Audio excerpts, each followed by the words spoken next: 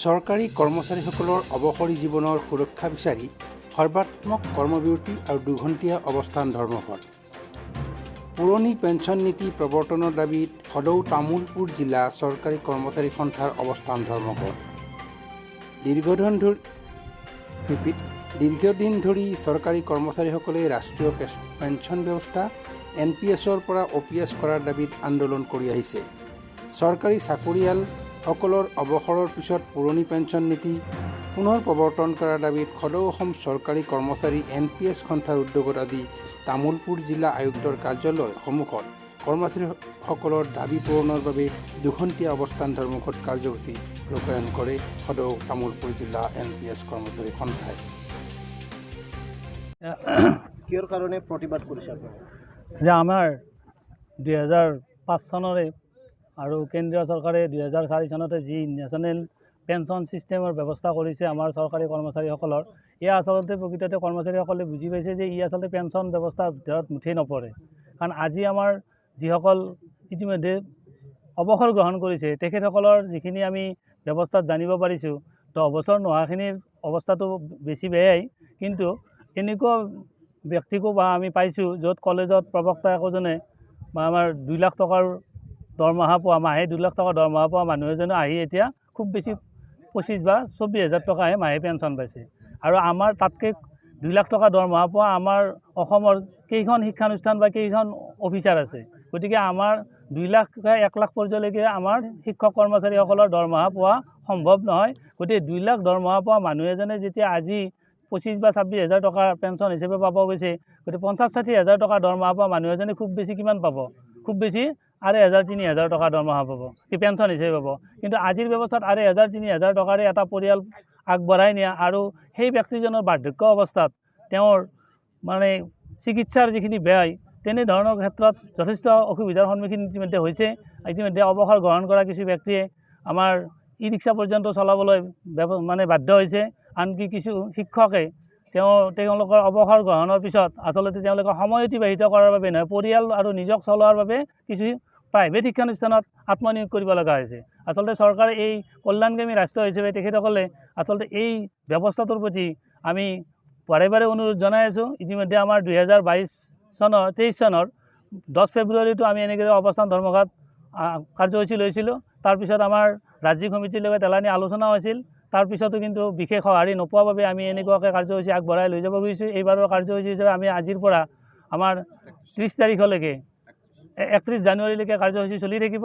এই 31 জানুৱাৰীত আমাৰ ৰাজ্যিক সমিতিয়ে ইতিমধ্যে ঘোষণা কৰিছে, আমাৰ গুৱাহাটীত এখন বিশাল গণসমাৱেশ আয়োজন কৰিছে।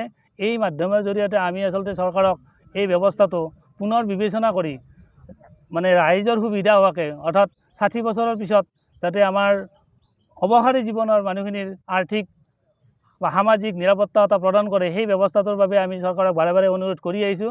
কিন্তু আমি হয়তো ৰাজ্যিক সমিতিয়ে ইতিমধ্যে এনেধৰণৰ চিন্তা চৰ্চা কৰাও আমি গম পাইছোঁ যে যি ৰাজনৈতিক দলে এই ব্যৱস্থাটোৰ প্ৰতি আমাৰ গুৰুত্ব প্ৰদান কৰি আমাৰ NPS ব্যৱস্থা বাতিল কৰি OPS ব্যৱস্থালৈকে প্ৰৱৰ্তনৰ বাবে আগবাঢ়িব বিচাৰে, তেনে ৰাজনৈতিক দল বা সংগঠনে আগবাঢ়ি আহিলে আমাৰ কৰ্মচাৰী পৰিষদে বা কৰ্মচাৰী আমাৰ সমাজে তেওঁলোকৰ পৰিয়াল বা তেওঁলোকৰ শুভাকাংক্ষীবিলাকে সেই ৰাজনৈতিক দললৈকে আমি হয়তো তেওঁলোকক ভৱিষ্যতৰ বাবে ক্ষমতাৰ বাবে আমাৰ ভোট প্ৰদান কৰিবলৈ আমাৰ সিদ্ধান্ত গ্ৰহণ কৰাৰ বাবে চেষ্টাত আছে। যদি এই সময়খিনিৰ ভিতৰত আকৌ ব্যৱস্থা তেনেকুৱা নকৰে, গতিকে সেই ব্যৱস্থাটো ল'বলৈ বাধ্য হ'ব। কাৰণ ইতিমধ্যে এইটোও জানে যে আমাৰ 5 বছৰৰ কাৰণে শাসনত অহা আমাৰ যিবিলাক মন্ত্ৰী বিধায়ক থাকে তেওঁলোকে যথেষ্টখিনি দৰমহা পায় বা খুব কম সময়ৰ ভিতৰতে কিমান বেছি চহকী হয়, কিন্তু তেওঁলোকৰ আজিও OPS ব্যৱস্থাতে আছে। যদি সঁচাকৈ OPS ব্যৱস্থাটো ইমানেই ভাল, আচলতে আগে তেখেতসকলে প্ৰথমতে লৈ দেখাওক, তাৰপিছতহে আমাক কৰ্মচাৰীসকলক দিয়ক। গতিকে তেখেতসকলে এটা সুৰক্ষিত ব্যৱস্থাৰ মাজত থাকিব, আৰু আমাৰ কৰ্মচাৰী সমাজক সাধাৰণ মানুহক এটা অসুৰক্ষিত ব্যৱস্থাৰ মাজেৰে ঠেলি নিব, এয়া কেতিয়াও গ্ৰহণযোগ্য হ'ব নোৱাৰে। ইয়াৰ বাবে আমি প্ৰতিবাদ কৰি যাম। আমি আশা কৰোঁ যিহেতু আমি আমাৰ শাসন ব্যৱস্থাত থকা ৰাজনৈতিক দলৰ আমি জনসাধাৰণ, গতিকে আমাৰ কথা তেখেতসকলে মৰ্মে উপলব্ধি কৰিব বুলি আমি আশা কৰিয়েই আছোঁ। সেইকাৰণে যদিও আমি কিছুমান আৱেগত ক'ব বাধ্য হওঁ যে আমি হয়তো আমাক যি দলে এই ব্যৱস্থাৰ প্ৰতি আমাৰ ৰাজনৈতিক দলে সহায় কৰে তেওঁলোকলৈকে যাম বুলি আচলতে কিছু ক্ষেত্ৰত আৱেগত ক'ব লগা বাধ্য হওঁ। গতিকে আমাৰ এই ব্যৱস্থাটো সোনকালে OPS ব্যৱস্থা প্ৰৱৰ্তন কৰি আমাৰ কৰ্মচাৰী সমাজৰ মানে অৱসৰী জীৱনৰ সুৰক্ষিত কৰাৰ বাবে আমি চৰকাৰক এই মাধ্যমৰ জৰিয়তে আহ্বান জনাইছোঁ। আৰু আজিও আমাৰ অৱস্থান ধৰ্মঘটৰ শেষত আমি আমাৰ অসমৰ মুখ্যমন্ত্ৰী মহোদয়ক এখন মেমৰেণ্ডামৰ জৰিয়তে এই ব্যৱস্থাৰ বিষয়ে অৱগত কৰিম। আৰু এই মেমৰেণ্ডামখন আমাৰ আজি অসমৰ সকলোবোৰ জিলা উপায়ুক্তৰ জৰিয়তে মুখ্যমন্ত্ৰী মহোদয়লৈকে প্ৰেৰণ কৰা হ'ব। আমাৰ গোটেই ভাৰতবৰ্ষৰ লগতে অসমতো অৱশ্যে ভাৰতবৰ্ষত 2004 চনৰ পৰা আৰু অসমত 2005 চনৰ পৰা মাৰ্চৰ পৰা আমাৰ কৰ্মচাৰীসকলৰ আগৰ যি পুৰণি পেঞ্চন ব্যৱস্থা আছিলে সেই পেঞ্চন ব্যৱস্থা কেন্দ্ৰীয় চৰকাৰে উঠাই নতুন পেঞ্চন ব্যৱস্থা NPS নেশ্যনেল পেঞ্চন ছিষ্টেম ৰাষ্ট্ৰীয় পেঞ্চন ব্যৱস্থা প্ৰৱৰ্তন কৰিলে। যি পেঞ্চন ব্যৱস্থাত বহুত পুৰণি পেঞ্চন ব্যৱস্থাৰ লগত পাৰ্থক্য আছে। এই নতুন পেঞ্চন ব্যৱস্থাত আমাৰ কৰ্মচাৰীসকলে তেওঁলোকৰ মূল দৰমহাৰ 10% ইনভেষ্ট কৰিব লাগে আৰু চৰকাৰে বৰ্তমানলৈকে অসম চৰকাৰে ৰাজ্য চৰকাৰে 14% দিয়ে। আৰু সেই যি আমাৰ চাকৰি জীৱনত অৱসৰৰ আগলৈকে যিখিনি জমা হয় সেই জমাখিনি চৰকাৰে PFRD এটা সংস্থাৰ মানে তাত থৈ তেওঁলোকে যি লভ্যাংশ হয় সেই লভ্যাংশৰ কিছু অংশ আমাৰ কৰ্মচাৰীসকলক পেঞ্চন হিচাপে প্ৰদান কৰে। সেইটো পেঞ্চন নহয়, সেইটো কৰ্মচাৰীৰ বৰঙণিৰ যিটো লভ্যাংশ আমি সঞ্চয় হিচাপে থোৱা তাৰ বৰঙণিৰ লভ্যাংশ। কিন্তু পুৰণি পেঞ্চন ব্যৱস্থাত এইটো সম্পূৰ্ণ কৰ্মচাৰীজনে শেষৰ মাহৰ দৰমহাৰ 50% তেওঁলোকে পেঞ্চন হিচাপে পায়, য'ত তেওঁলোকে বৰঙণি চাবলগীয়া নহয়, বৰঙণি ইনভেষ্ট কৰিব লগা নহয়। আৰু সেইটো পুৰণি পেঞ্চন ব্যৱস্থাত আছিলে কি যে কৰ্মচাৰীজনে গোটেই জীৱনটো জীয়াই থকালৈকে তেওঁ সেই 50% পেঞ্চন পাব। আৰু তাৰ পিছত তেওঁ যেতিয়া ঢুকাব তেওঁৰ হয়তো পত্নী থাকিলে সেইটো ফেমিলি পেঞ্চন হিচাপে হয়।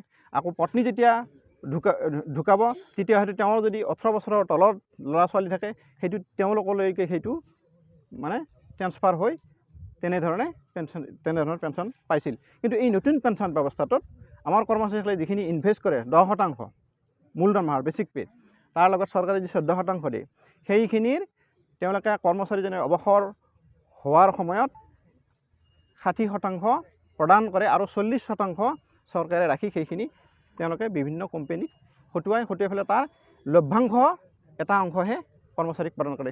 যাৰ ফলত বৰ্তমানৰ এজন মানে কলেজ অধ্যক্ষই যি 2 লাখ টকাৰ তেওঁ দৰমহা পায়, 2 লাখ টকা দৰমহা পোৱা এজন হেৰিয়ে আমাৰ 26,000 টকাৰ পেঞ্চন পায় NPS।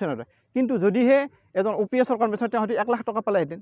গতিকে এই ইমান এটা পাৰ্থক্যৰ ফলত আমাৰ অৱসৰী জীৱনত কৰ্মচাৰীসকলে তেওঁলোকৰ বাৰ্ধক্য জীৱনত যি অৱস্থাত তেওঁ ডেকা অৱস্থাত চৰকাৰক ক্ষমা দিলে মানে ৰাজ্যক দেশক ক্ষমা আগবঢ়ালে তেওঁ সেইটো পৰিয়াল চলিবৰ কাৰণে আনকি নিজৰ মানে ঔষধ কিনিবৰ কাৰণে নিজে একাপ মানে বাহিৰত ওলাই গৈ চাহ খোৱাৰ কাৰণে মাহিলীত সেইখিনি পেঞ্চন হিচাপে ক'ব নোৱাৰে। আৰু আমাৰ সাধাৰণ কৰ্মচাৰী এজনৰ এতিয়া যে 50-60 হাজাৰ টকা দৰমহাৰ পায় যিখিনি হৈছে অৱসৰ লৈছে সেই কৰ্মচাৰী এজনৰ 2000 খুব বেছি 2000 টকা পেঞ্চন হিচাপে পাই আছে NPS, যিটোক আমি পেঞ্চন বুলি কওঁ, সেইটোক ন' পেঞ্চন বুলি কওঁ।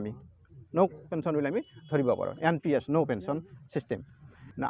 আমি গণতান্ত্ৰিকভাৱে আমি যদিও গণতান্ত্ৰিক দেশৰ নাগৰিক আমি চৰকাৰৰ গণতান্ত্ৰিক পদ্ধতিত আমি চৰকাৰৰ বা আমি কৰ্মচাৰী, গতিকে আমি চৰকাৰক খানুনৈ বিনয় কৰি আছোঁ। এতিয়া চৰকাৰে কিন্তু সেই আকৰগোজ স্থিতিত আছে, তেওঁলোকে এই ব্যৱস্থাটো পদ্ধতি সলনি কৰিব বিচৰা নাই। এইটো অকল কৰ্মচাৰীসকলৰে নহয়, NPS কৰ্মচাৰীসকলেই এই OPSৰ পুনঃ পেঞ্চন ব্যৱস্থাটো সেইটো দাবী কৰা নহয়, গোটেই সমাজখনৰ কাৰণে কৈছে। আজি হয়তো কোনোবাই ভাবিছে যে NPS কৰ্মচাৰীসকলে সাধাৰণ জনতা হয়তো ভাবিব পাৰে আমি হয়তো তেওঁলোকক প্ৰতিয়ামান নেওয়া হয়তো পৰা নাই, এতিয়া হয়তো জানিবলৈ তেওঁলোকে জানি আছে যে সেই পেঞ্চন ব্যৱস্থাটো এতিয়া কৰ্মচাৰী অৱসৰ হোৱাৰ পিছত অৱসৰৰ পিছত আমি গোটেই এখন পৰিয়াল চলিব লাগিব। সেই পৰিয়ালত আমাৰ ফেমিলি আছে, পত্নী থাকিব, ল'ৰা ছোৱালী থাকিব। গতিকে আমি এই বৰ্তমানৰ যিখিনি NPS কৰ্মচাৰী আছে তেওঁ যদি অৱসৰ হৈ যায় তেওঁৰ হয়তো ভৱিষ্যতৰ যিবিলাক চৰকাৰী চাকৰিত মকৰল হ'ব, চৰকাৰী সেৱাত মকৰল হ'ব, তেওঁলোকেও সেই পেঞ্চন ব্যৱস্থাটোতে আহিব। গতিকে এইটো ভৱিষ্যতৰ প্ৰজন্মৰ কাৰণে আমি বাট মুকলি কৰাৰ কাৰণে কল্যাণকামী দেশ এখনৰ চৰকাৰে যিটো জনসাধাৰণৰ কল্যাণৰ কাৰণে কৰে, গতিকে কৰ্মচাৰীসকলেও জনসাধাৰণ বা কৰ্মচাৰীৰ পৰিয়ালটোও জনসাধাৰণ বা ভৱিষ্যতে যিখিনি আমাৰ এই চাকৰিত মকৰল হ'ব তেওঁলোকেও জনসাধাৰণ, এতিয়া জনসাধাৰণ হৈছে, তাৰপিছত চাকৰিয়াল হ'ব।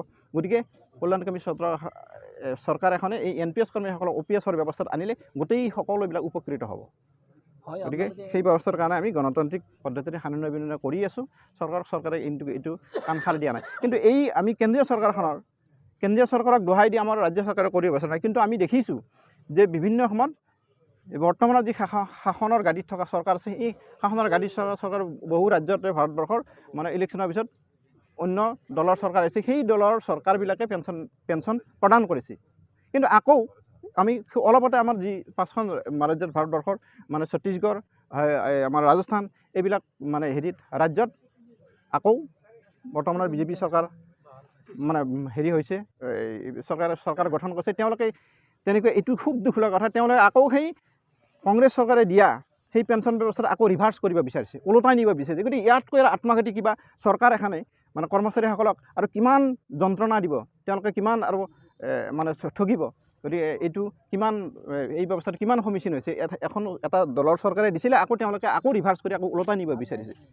গতিকে এই চৰকাৰক আমি তেখেতসকলক কৰক সুমতি প্ৰদান কৰক, হয়তো ঈশ্বৰেও প্ৰদান কৰক, আৰু জনসাধাৰণৰ যদিহে তেওঁলোকে কল্যাণৰ কাম কৰা বুলি ক'ব বিচাৰে, গতিকে আমাক কৰি দেখুৱাওক, আমি সেইটোৱে বিচাৰিছোঁ। যদি পূৰণ নহয় এইটো আমি আন্দোলন যেতিয়ালৈকে আমাৰ নহয়, এই দাবী পূৰণ নহয়, চৰকাৰে যেতিয়ালৈকে আমি পুৰণি পেঞ্চন ব্যৱস্থাৰ আওতালৈ নানে, তেতিয়ালৈকে আমি এই গণতান্ত্ৰিক সংগ্ৰাম আমি চলাই যাম।